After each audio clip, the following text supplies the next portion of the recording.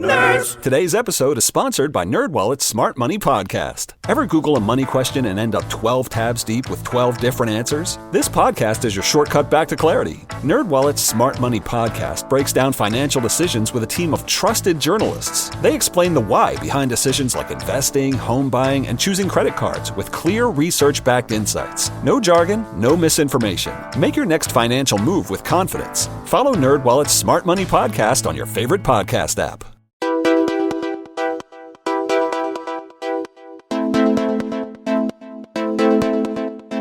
Hey there, everyone, and welcome back to Real Estate, Real and Unscripted with Nicole. Glad to have you back on today's episode. I am super excited about this one.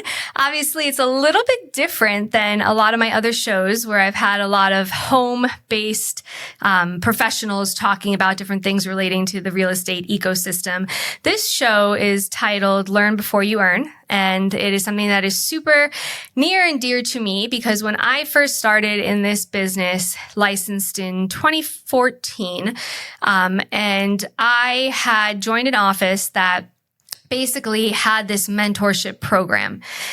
And unfortunately, that went by the wayside within like a year, and then they turned it into a coaching program that was focused on just getting more business, and the mentorship program was gone. But when I started in that office, it was a mentorship program, and I had a mentor, and we contracted to do a certain amount of deals together, and she was my security blanket.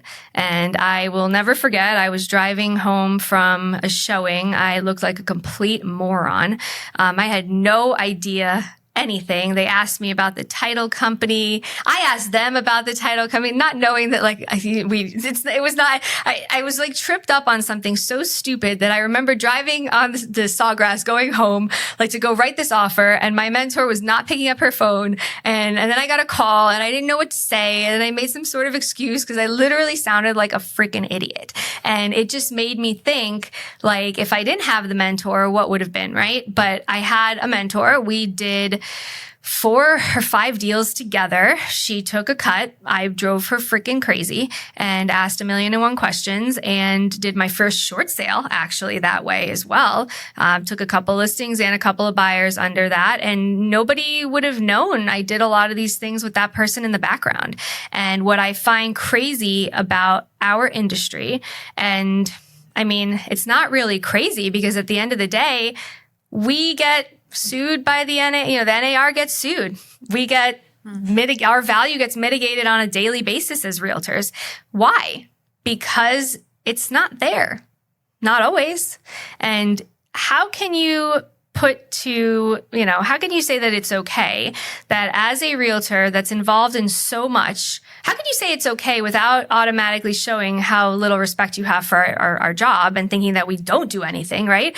Because if you really knew what we did and understood and appreciated the magnitude and gravity of what can go wrong and how a good agent really protects you along the way, if you are giving us a course that's 63 hours, right? 63 hours and 14 hours of continuing ed every 2 years, but 63 hours of a course. The lady who does your nails needs 200 hours. And they need experiential hours. The appraiser has to have like 2 years, I think, of apprenticeship. Your plumber has to have hours that they put in. Your electrician has to put 63 hours. Now, don't even get me started on the loan licensing requirement and the LOs, but these 2 industries that get sued right and left up the wazoo, and we want to know why. Can we please try to make sense of this? Well, I have. It's because you're not giving them what they need to do their job. So you're taking this class, and it's hysterical because you'll be on groups and they'll say, like Facebook will say, take your real estate license class, $20, I'll sponsor you, right? Like, cause anyone can do it. And then you're taking this course, and mind you can take it online and not even attend a class, and you can barely focus. And if you can take a good test, and there you go. But nothing we discuss in that class is ever what you find. I mean, really is like 10% of the stuff that's background knowledge, but most of it is experiential. And here we are getting this license and being told, all right, go And hey, you can sell a house and make thousands of dollars. You don't know shit. I'm sorry, you don't. And then we want to know why people don't think we have value.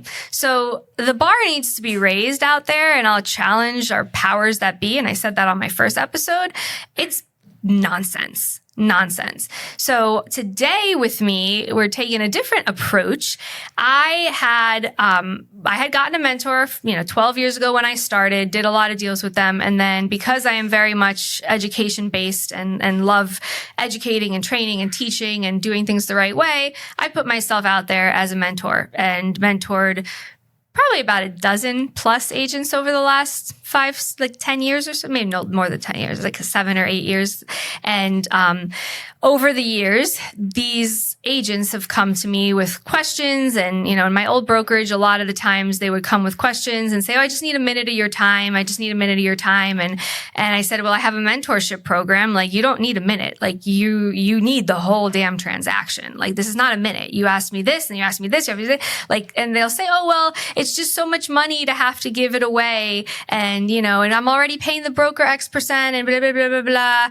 That, I'm sorry, is a problem because you go to medical school, you have residency, you work for peanuts, you have to learn, right? So if your agent's in that mindset of like, oh, I can't give away the money because, well, then they're not doing the right thing by you. I'm sorry. And I'll be very real. So I turned around and was like, I'm going to be mentor. I'm not doing it anymore right now. I got asked recently by someone else and I'm tired. I got a lot going on, but I did it for a good stint of time. And so today with me, I have two lovely ladies who I love so much. Danielle Gilchrist and Brandy Rodriguez, who have been near and dear to me. We've worked together over the years. Brandy was with me last year helping me when I had to let go of an assistant, and she worked with me on over 50-something deals.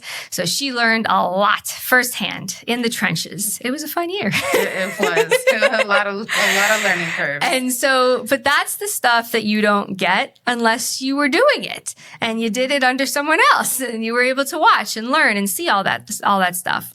And then Danny and I have worked over the years on deals as she's needed, and I've been able to help guide her with things just as someone who does this, for a living for a long time. And so I think that there's a lot of merit. So if you are a realtor out there and you are starting out, you've got to get yourself in line with somebody who can take you under their wing and explain to you what's going on and let you see everything, because you're not going to get that on your own.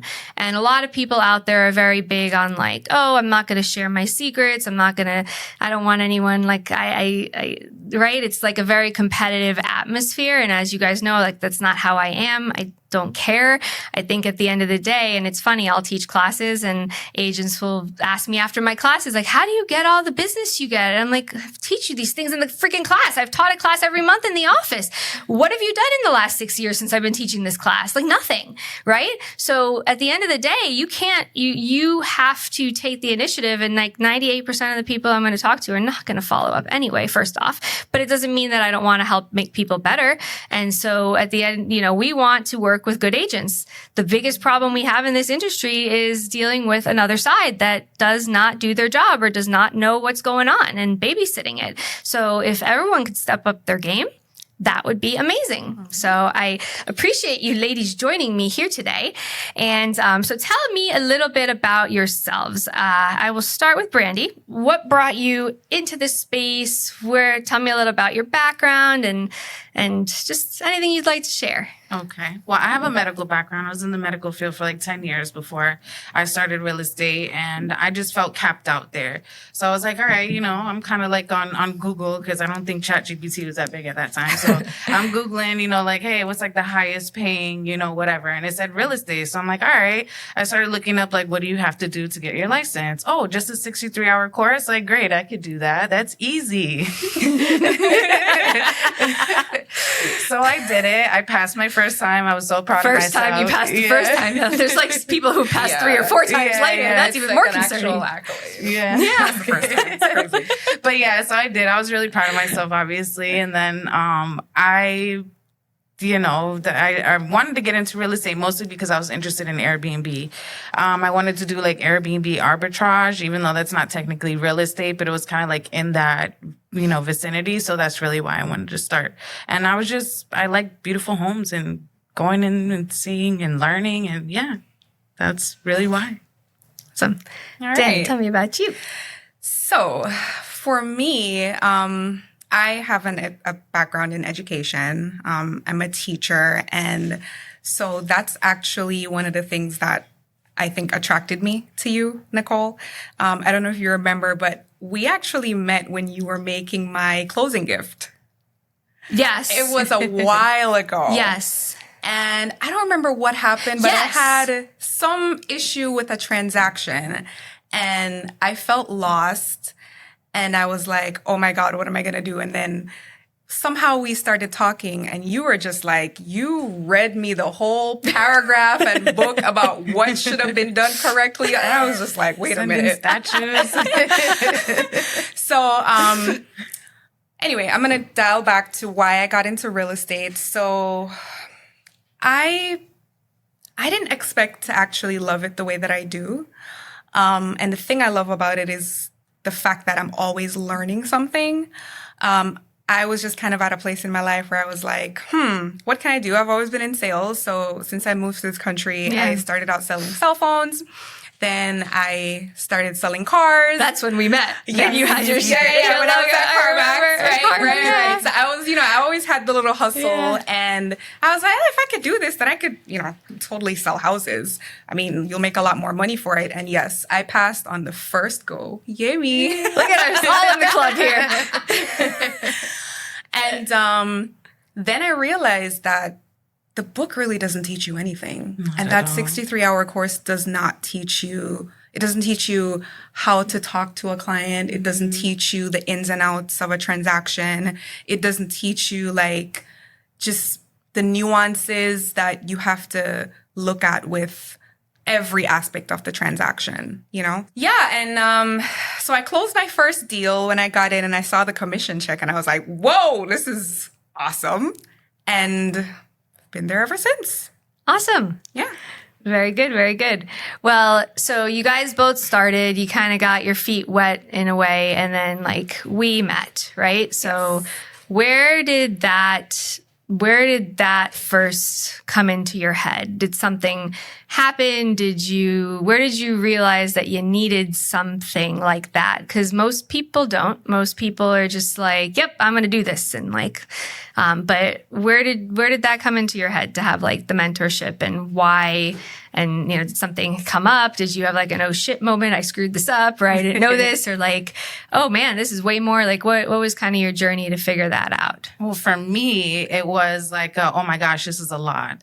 When I first got my license, I got it in March. So from March to December, you actually threw me a couple of deals. I did a couple of rentals for you and stuff. And I think you saw how I took care of them and everything. And I also saw how you took care of my mom during her transaction. So I was like, Ma, can you, or actually okay, I'm going ahead of myself. Yeah. But, I asked my mom, before you started giving me those deals, I was like, Ma, can you talk to Nicole and see if, that she would mentor me, because I was scared, I didn't want to practice on somebody's deal. I know a lot of people might not agree with me when I say this, but I'm not a believer of fake it till you make it. No. I want to know what I'm doing. No, not when you have other people's money in your yeah. And it always you takes had a me lot back. to screw up. Yeah, and it always takes me back to every time that we had a training. I don't know if I can name drop, but our broker, he would always bring up the story, and I swear it was every single training that he did. He was the agent that they hired. She lost the deposit for 3 of her clients, and I was like, oh yeah, that cannot be me. This is people's life savings that you're dealing with. These are this is the biggest transaction of their life. I'm not playing. Yeah, I'm not playing with people's lives like that. So for me, I was like, I need I need a mentorship. And thankfully, you were a godsend to me for that entire year. We learned so much, so much happened. You were I don't know. I'm going to leave. This is crazy. Yeah. There was a couple times I thought this is kind of a lot, but it taught me so much to where now I'm comfortable in certain rooms. I'm comfortable with having conversations. I feel confident in everything that I'm telling people, so I learned so much. Like, I can't even thank you enough. Aw, You've been a that's godsend, seriously. Yeah. Agreed. Thank you guys. Yeah. Okay, so for me, I actually started out in a productivity coaching program. So I've always been the type of person who, I agree with you wholeheartedly. I don't believe in the whole fake it till you make it thing, because my biggest fear is looking like an idiot in front of someone when I'm supposed to be the professional. And so I've always been the type of person to seek knowledge and information. But what brought me to you specifically was, so I was in the productivity training, coaching, and it was good, but I really was attracted to how detail oriented you were. And I think we meshed very well on that, because that's a part of my personality as well. I ask a lot of whys and hows and what's, where's, those 5 WH questions. And questioning is a big part of my nature. And I have an inquisitive mindset, and so do you. And that's the way that anyone learns. And so you just had this wealth of information and knowledge, and I was like, oh my God, this girl knows everything. Oh no. I need to know some of that, So that's really what brought me to you. And at that point, that's when I was like, oh, this whole mentorship thing, it's definitely something that people should do, because it started out as you really just helping me out and just giving me some advice. And initially, I didn't go into it thinking, oh, I need her to be my mentor. But as time went on, I realized that she really is mentoring me, until eventually I'm like, hey, yeah, this is my mentor. And, it got to a point where there were certain things in transactions that were very high level. And like you said, like nobody would not, I would call Nicole or I would text her and be like, hey, just want to make sure about this, that. I can do that, right? And she's like, yeah. And then she added like 3 other paragraphs. Oh, what I would do if I was, when I'm like, okay, and I'm taking it all in, and I'm like, okay. The talk text paragraphs. Oh my God. And hang on, I'm thinking about this too. You need to do this too. And wait, hold on, let's go back 3 pages. There's something here. Yeah. And it's something that's so authentic and valuable in that, because, you really can see yourself growing, and the important piece of it too, like you said, is the implementation of it. Everything that you have taught me, you haven't, I'd want to say maybe 10 to 20% of it is explicitly taught. A lot of it is through modeling and just the way that you do things and the way that you prefer to show up for your clients, and then the way that you complain about how other realtors show up for their clients. No, seriously. And I think I don't want to be that. And so it's an amazing experience, because I get to really hone in on someone else's knowledge and experience, and I could kind of ride the coattail, so to speak, right? And so the knowledge that I have combined with the wealth of knowledge that she has just makes me look like a total rock star. No. And I've never once had a client say, oh, she's like anything negative. It's always, they're singing my praises. They're always saying that, oh my God, you're so detail oriented. You care, you caught this, you did that, you whatever. And a very big part of that I attribute to just having you at my back. You know what I'm saying? You have my back. And if there's something that I don't know, I'm quicker to go to Nicole than I am to Google. Yeah. Oh God, no. Well, and also This show's not supposed to be all about me. Thank you guys. I'm so touched. Oh my Well, God. it's also too because I've had experience with other agents also, and like working under them or beside them, or even experiences in deals and things, and seeing how they practice. And I'm like, you can kind of see what you want to do and what you don't want to do. It's good to be able to, and I think that's one thing, like not reinventing the wheel, but like when you're starting out too, being able to see what fits you, right? So like I started in this business and was in a very scripted, I'll leave that in there. I hit my knee. It's okay. Started it at a really scripted company that was based on, and this was kind of what like really triggered me wanting to do this show for so long. And like, I know Brandy and I, we talked about it like all year. And it was really about just like everything in our industry has always been about sales, right? So you came from a sales background, right? You came from medical background. Can you imagine if your doctor was like, yo, this is my first time doing this. Like, sit tight, I got you, right? Like, that's not how it goes. Like, that's not how the rest of the world goes. And all of this stuff is about sales. It's like locking in the next deal, locking in the next deal, locking in the next deal. Figuring it out as you go and along. figuring it out as you go. I mean, we got that like honed into us. How much fake it till you make it. I remembered it was like taught to us. Like, they don't need to know. You just keep going and like get more leads and get more calls. And like, that's the space that I feel like our industry has disserviced us, because it's not just, you know, and don't get me wrong. If you sell a car, you sell a car. There's a car, you're in the dealership, you're selling the same damn car. There's 8 models, you know your car, you're selling the car. You're going to tell them this, the features, blah, blah, blah, blah. And then you don't even do the financing. You give they're going to come, they give you the financing. It's very like low risk, low, you know, and there's an MSRP, and then you give them the price, you get the financing, you're paying cash. It's very easy. You're selling at a retail store. You're selling your watches, you're selling whatever it is, right? Other commission-based jobs. This has just so many different layers of stuff that happens that it's not that. There's even just like the shows that I've done now with my condo show. There's so many things with these condos. You hire an agent that doesn't know condos, then you're going to be in a position where you get screwed. Oh, yeah. You know what? Can I say this? And that's the one thing that I've learned about real estate and what makes having that knowledge so valuable. It is so dependent on other people's performance. Yeah. Like, we are literally performance managers as realtors. Yeah. Because we have to make sure that the lender knows what they're doing, the title companies don't know what they're doing, the inspector, the appraiser. You have to know a little bit about everything. Yep. And that's not easy, because But not everyone knows that not everyone thinks they do. yeah, you know, That's the thing. The common element that you hear all the time, right, is like, that's not my lane. Yeah. Or how many times I've been told, stay in your lane. And I'm Or like, it'll come up your in title lane is later. going to come in crashing into my lane. And if Yeah. your lane is not in order, you're going to screw up my lane. So Yeah. no, I'm sorry. You're Yeah. not trusted enough for me to stay in my lane. it's so many different things happening simultaneously. That's the Yeah. other thing too. And they all intertwine because they all affect each other. Yeah. And so if you know about financing, for example, and if you don't mind, I'll go into Yeah. details about one of the things that you taught me. And Yeah. this took me from here to here as an agent.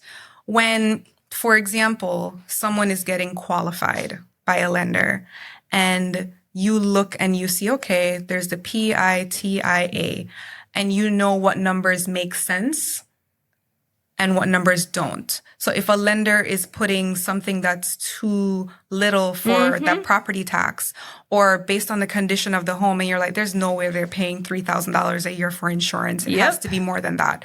You know what I mean? And you would look at that and say, well, insurance is not my lane. Taxes aren't my lane. So I don't need to know about these things. I'm going to go ahead and show him a $500,000 house. Yeah, you know, and then you get like 2-3 weeks in, and then the lender's like, oh, I'm sorry, the underwriter didn't approve it because, you know, DTI was 49%, whatever the situation is, because in the first place, you put the wrong numbers. So the point that I'm trying to make is, while all these things are happening simultaneously, the most important part for us is like being able to stop a disaster or spot a potential it. disaster Plan for it. before it happens. Yes, Yeah. to foresee Yeah. like the problems. And that's where, you know, that's what separates the professionals and the successful realtors from those who just pass the test and, you know, think that it's all about just opening doors and, you know, putting pretty an houses, electronic lockbox on a door and Right. saying, oh, hi,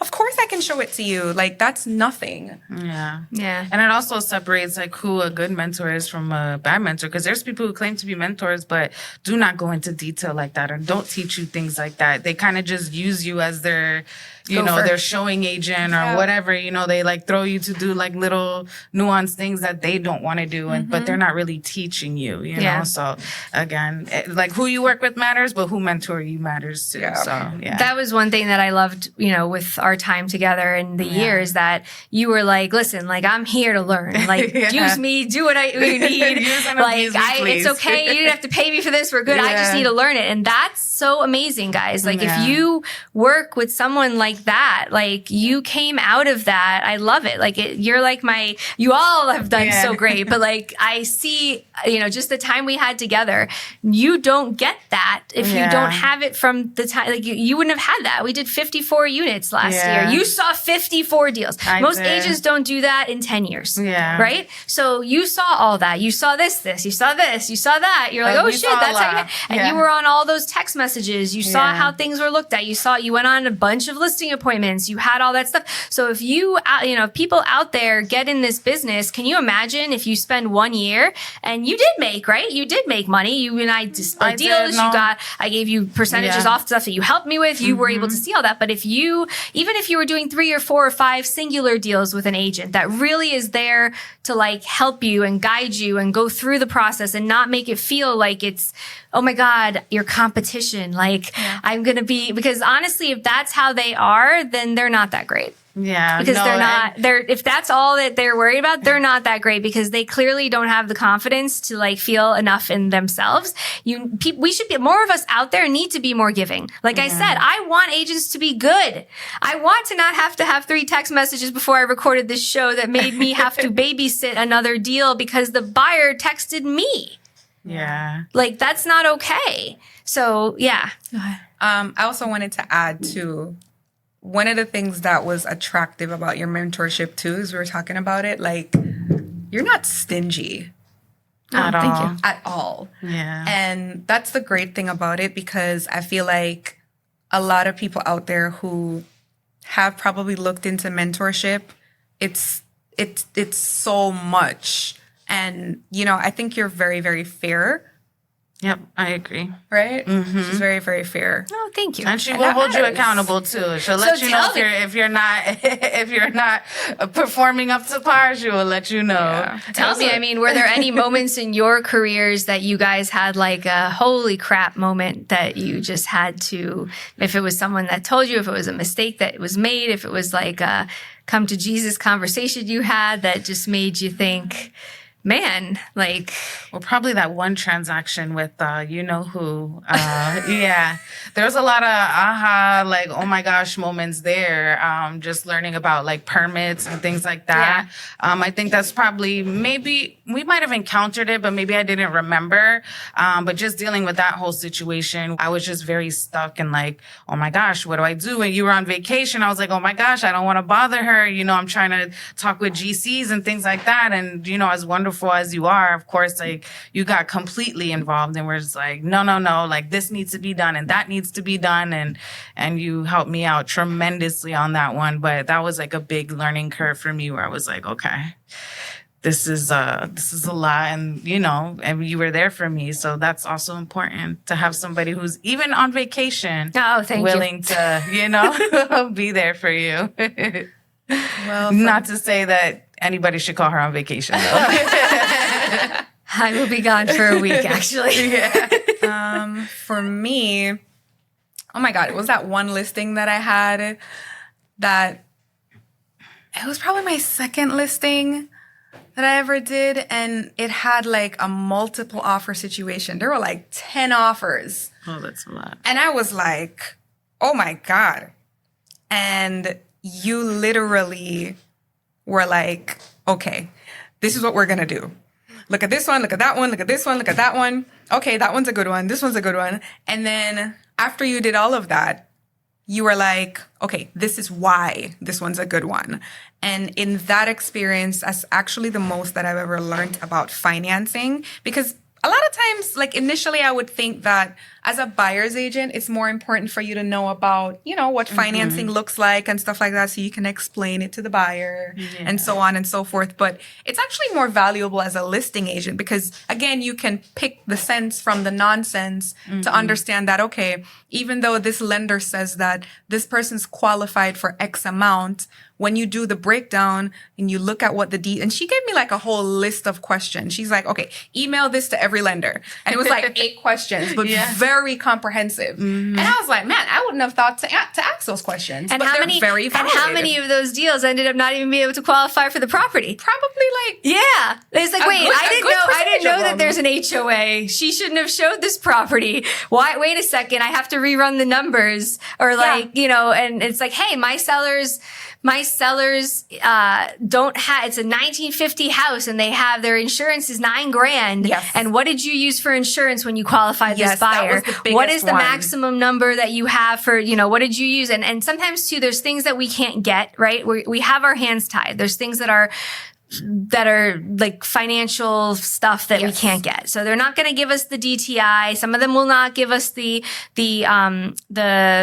oh my God, my brain's like completely eliminated the DU. Well, at that because time, a lot of them DUs were common. Yeah, and technically stuff. they have, technically the buyer has to approve it because it has information on it. But at the very least, the stuff that they can answer is, hey, you have a pre-approval letter you sent me and it's $800,000. What did you use for taxes, insurance, and HOA? And at that number, for what you gave me, is their DTI sufficiently far enough from the max that's allowable under this financing program? And if they're like, well, this is what I use, no. Insurance is not $3,400. You're pushing like $9,000 on a good day. It's in a flood zone. It has the roof that's old. There's no shutters. Oh, right. We didn't know so then that. it's like, well, hang on, there's an HOA too. No, we didn't have an HOA factored in.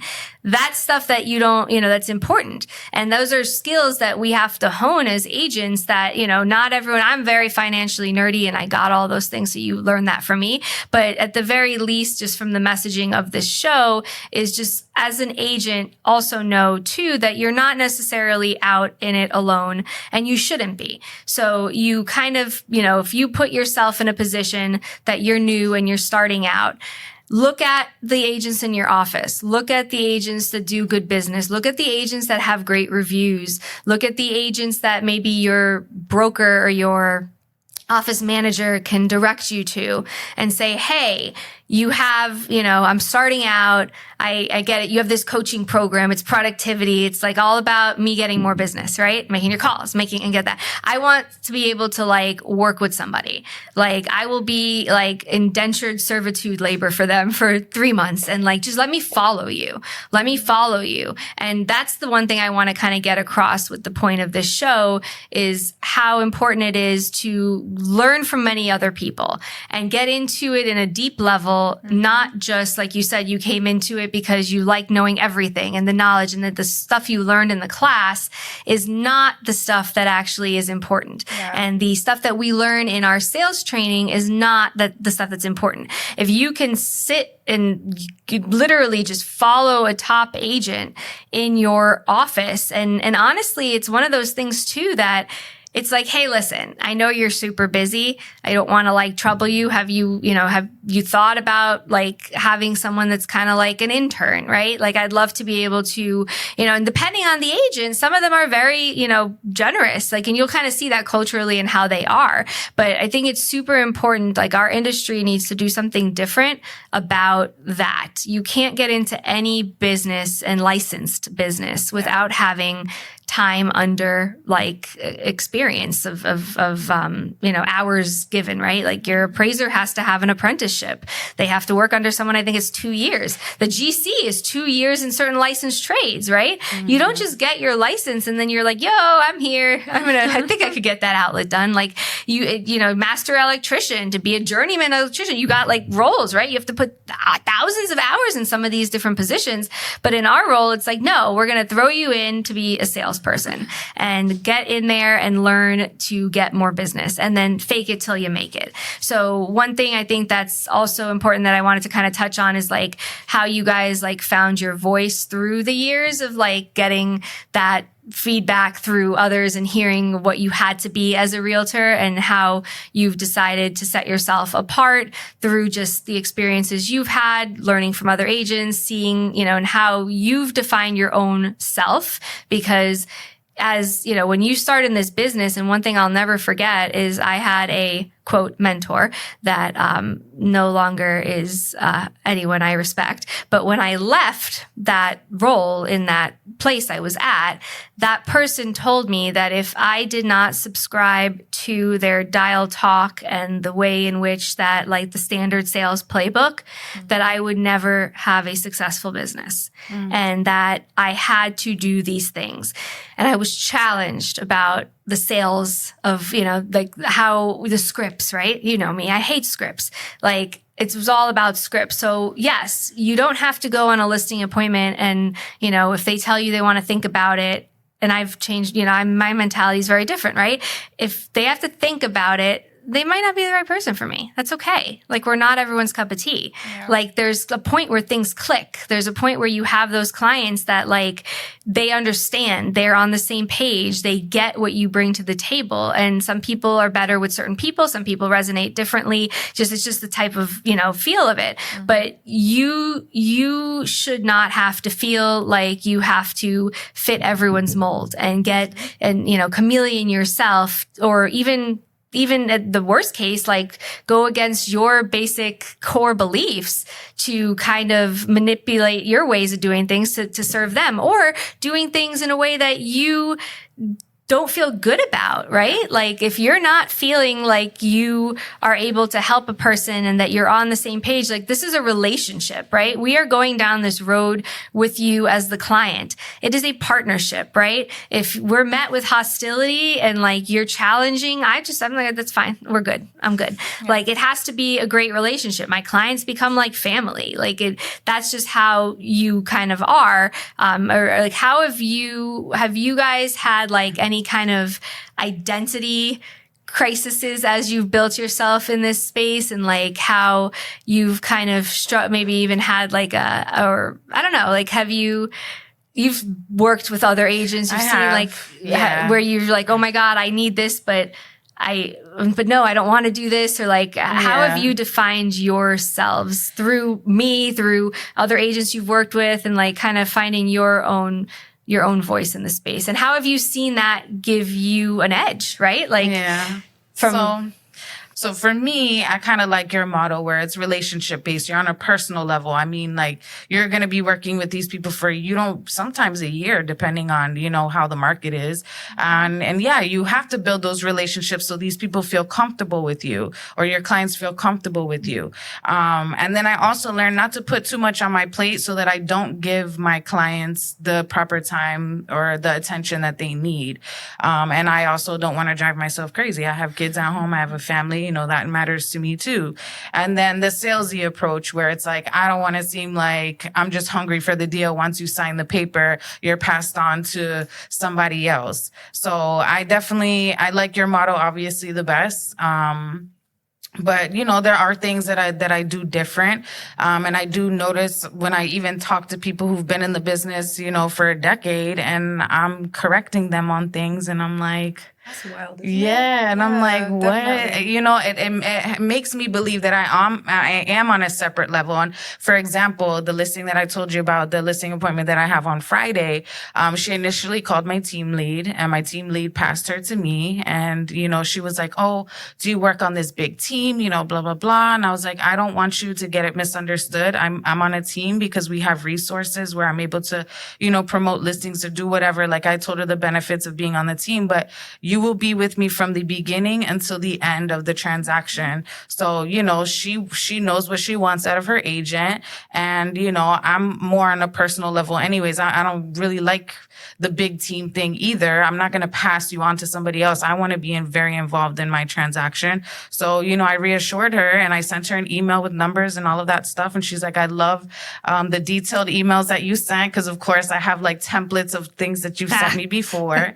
And touched. Yeah, so she's like, please come over on Friday. I want to see you. And then can we get this listed, early next week? So, I feel like I did set myself apart because she's also worked with like 3 other agents before this, and canceled, expired. So we were on the same page with a lot of things. So yeah, I kind of won her over with I don't know. It's different. And I think that's something that's important to note. Like you fill a gap.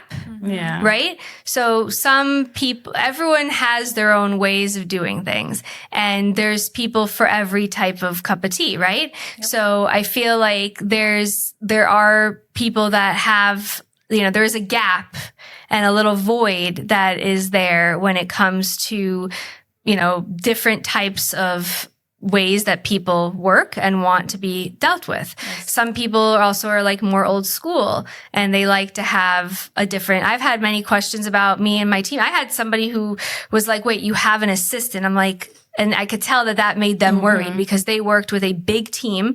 They expired under a big team. Their deal went epically horrible.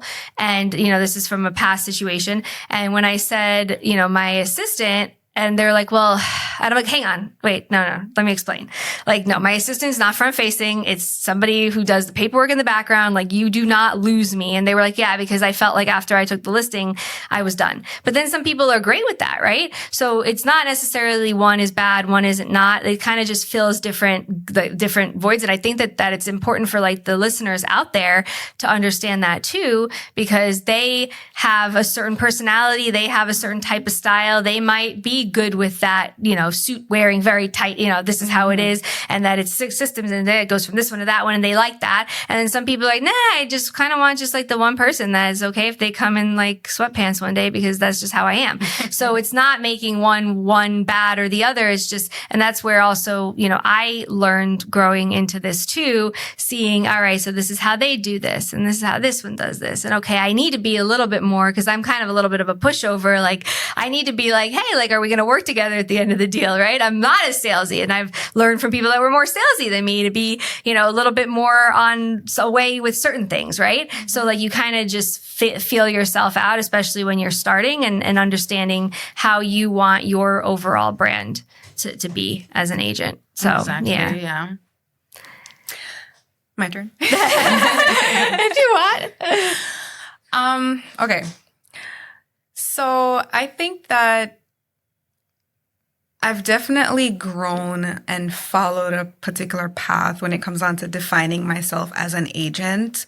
One of the things that I really, really, really hold dearly is authenticity. And by authenticity, what I'm referring to is the people and the humanity aspect of it.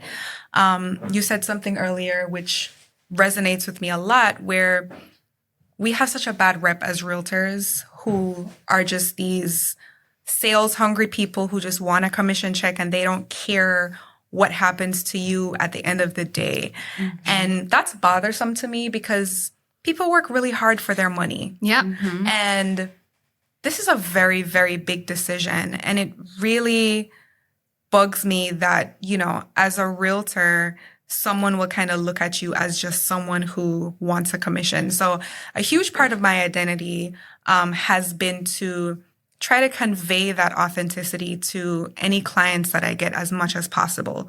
I'm also a straight shooter. I didn't even know that about myself until my clients told me, where they're like, no matter what, Danny's going to tell me what it is. Yeah. If it's good news, if it's bad news, if it's okay news, she's going to tell me, and she's not going to tell me what she thinks I want to hear. She's going to tell me what I need to hear. Yeah. And I embrace that because, again, it comes back to that authentic part where you're honest with your clients and you serve them with integrity, right?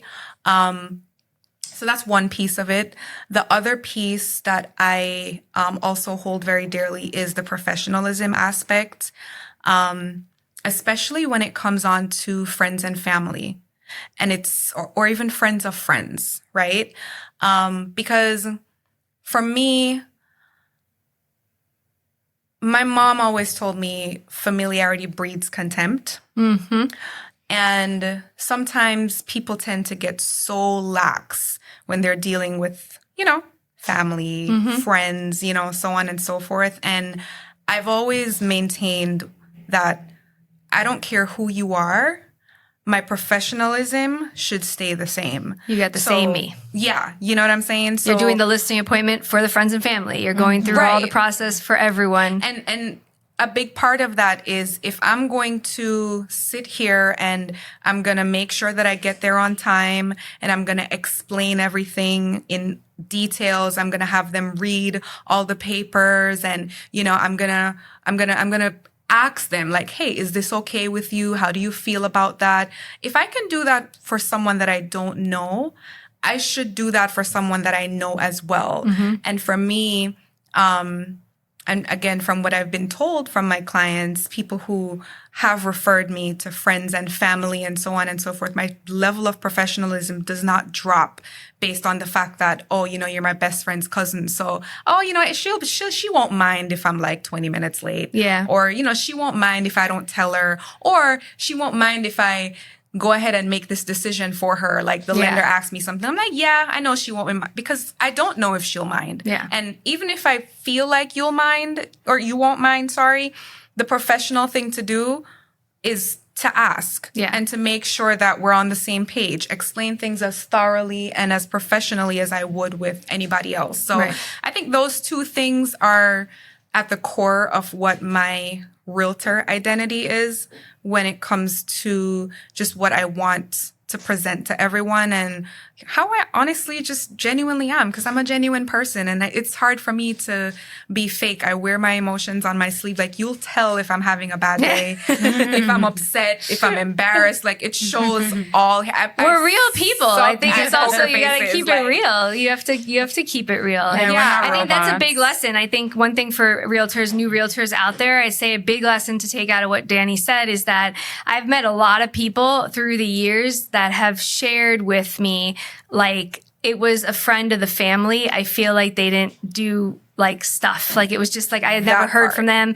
It was a friend of the family. And then also if you're a friend of the family or a friend, like don't assume you got the listing. Exactly. I've won many listings of family because they were like, she didn't really give me a listing agreement appointment or like yeah. And I just felt like I just don't think that you don't have to show up. Yep. So, aside from the mentorship, I'm gonna wrap up with like one last question. Is there anything that you would recommend to new agents to focus on when they're starting out? And I've always been very big, and I tell agents who start out, I joke about it, I'm a little bit crass about it, but they're like, you got nothing going on right now, right? You got nothing.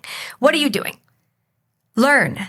Like study, get your, do these classes. What do you, focus on the education. I guess if you, agree with me if there's anything else, but I think the as-is contract, I think it's only 13 pages long. Read the damn thing. Remember it from beginning to end. Yeah. And then whatever changes happen afterward is just in addition to what you already learned, that's like the meat and potatoes of everything. If you know that, then you could take whatever you want out of that and study, outside of that. Or if you have questions or, like Realty 100, for example, every single week, I think it's on Wednesdays, right? They teach an as-is contract class. When I first started, even if I didn't show up, I would go to the because they would stream they would record it. So I'm learning the contract every single week, every single Wednesday. I'll go get pizza. If I was able to make it to the office, they even feed you. One thing that drives me crazy. Yeah, I teach classes. I've taught classes for all my offices, and I have 4 or 5 classes I've created, and nobody shows up. I know.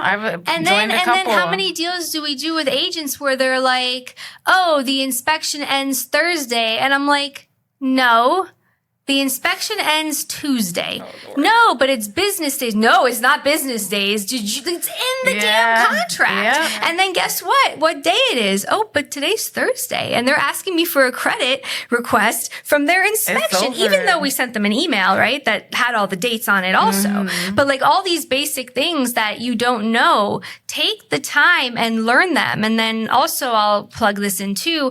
The templates, the time, like all the things you need to do. So you did a great one. Yeah, I think that could be something you could talk about too. That was actually what I was going to say. Yeah, go ahead. Because I think one of the biggest mistakes that I made, and it may have just been a lack of didn't have time proper and, guidance. yeah. Time too, but time's kind of an excuse. I'll own that. Yeah. But in the beginning, I didn't establish systems and processes that I want to run my business by. And I think as a new agent, like you said, while you have the time, those are things that you should definitely do. So things like the templates, the emails, all the checklists. Checklist. I'm a huge Danny checklist sent me a person. checklist to review a few months ago. I added things from her checklist on my checklist.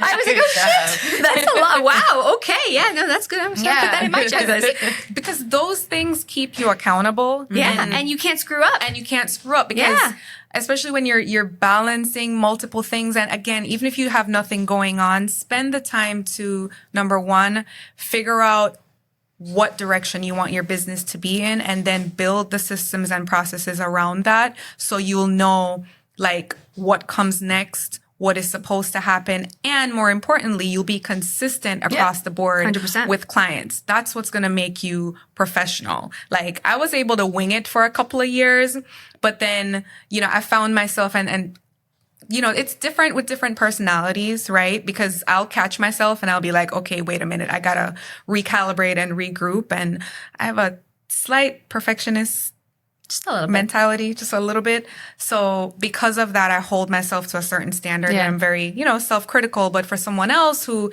may not, so many things just kind of slip through the cracks where you're like, if you don't have those systems and processes developed, it's going to be a problem and your professionalism is just going to be, questionable. Yeah, you've got to put the systems in place. Yes. The big teams that do dozens of deals, they have TCs, they have systems, they have timelines, they have checklists, they have, all these things. And it's mind blowing to me when I see agents that are like, oh my God, I have so much going on and I'm so busy and I can't do this. And I'm like, I have 9 listings right now and 6 under contract and like 9 active listings. And I'm literally, I'm not working this weekend. I take calls and I'm managing. How are you so overwhelmed? Like, how do you drop these balls? Do it now while you don't have much going on I was just and gonna say put that, the stuff in play. Go through a transaction. Like when you're working with another realtor, look at their transaction of all the things that are happening. Make a list like Danny did. She put this list together of every flip and thing that happens down to literally, and she put background behind it of like, all right, when you're looking at the house and we're walking through, we're going to look for this and the plumbing and we're going to get ahead of all these things. Like that's stuff, that's on our checklist that we have. I have a checklist of pre-listing. I have a checklist when it's currently listed. I have a checklist if it's a finance deal and the buyer is buying in an HOA. I have a checklist if it's a cash deal and it's a buyer buying in a condo. Like there's like 56 different things for that checklist and we check it. I anything that comes up later, I'm like, shit, that should go on the checklist. Stuff that Danny gave me, I should put a few things on my checklist. Like all these things because and then I have a system that helps me. So it's triggered. And yes, it took some time, but at the end of the day, then you don't drop balls. Then you're not reaching out to the listing agent asking for a loan commitment extension when your loan commitment expired 3 days ago. Sorry. I was waiting for you to let that expire. It's not my job to watch your deadlines. Not my job. So that's something that I think is super important as a new agent that, get the right person to walk behind. Even if it's like, hey, agent, I want to, mentor, shadow you.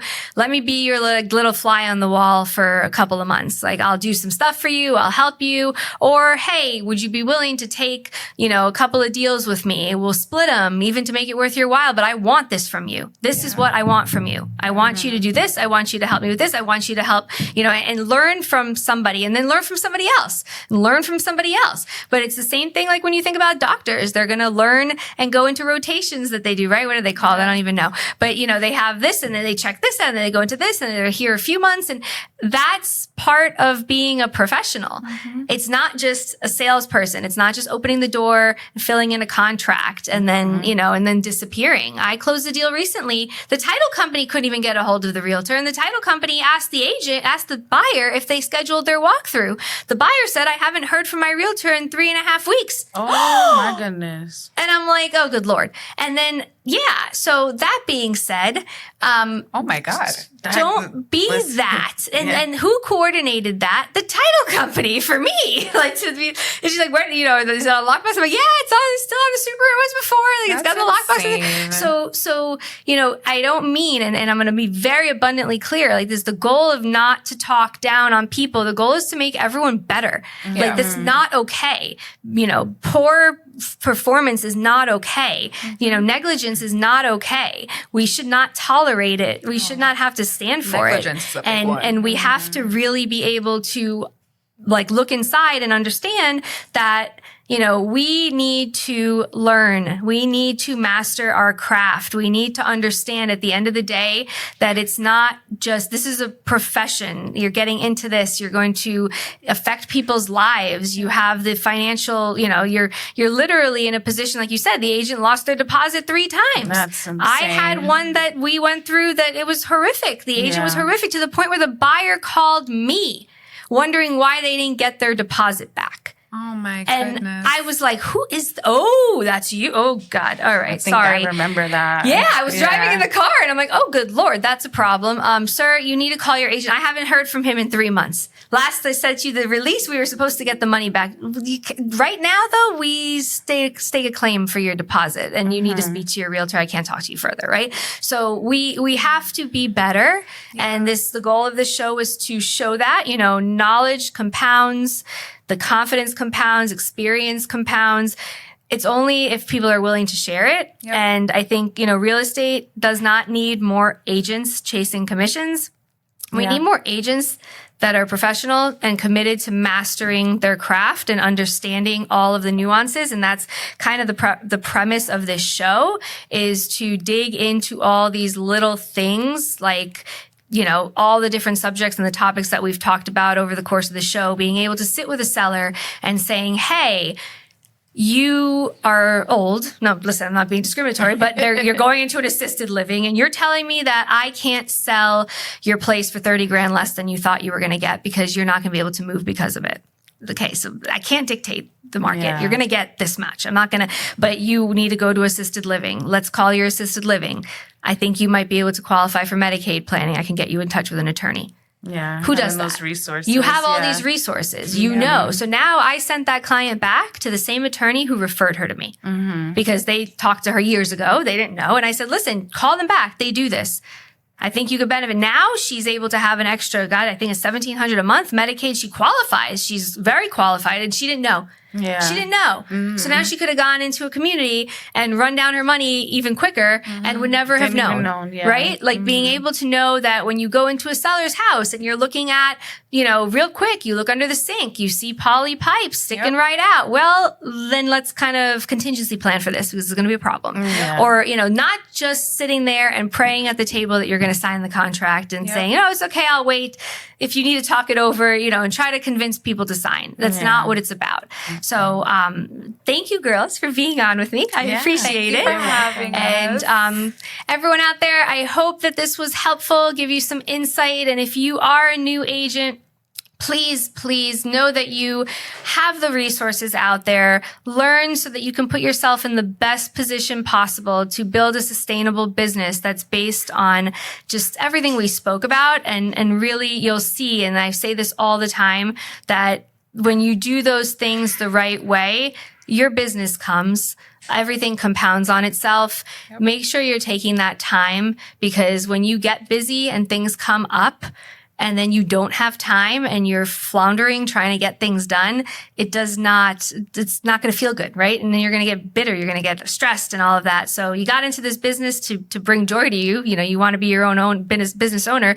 Let it work for you in the best way possible. And that's arming yourself with the knowledge and the resources and the systems to ensure that you're doing the best that you can. So thank you guys for joining me. I appreciate this time. And if you have any questions, don't hesitate to reach out. And I look forward to seeing you all in the next one.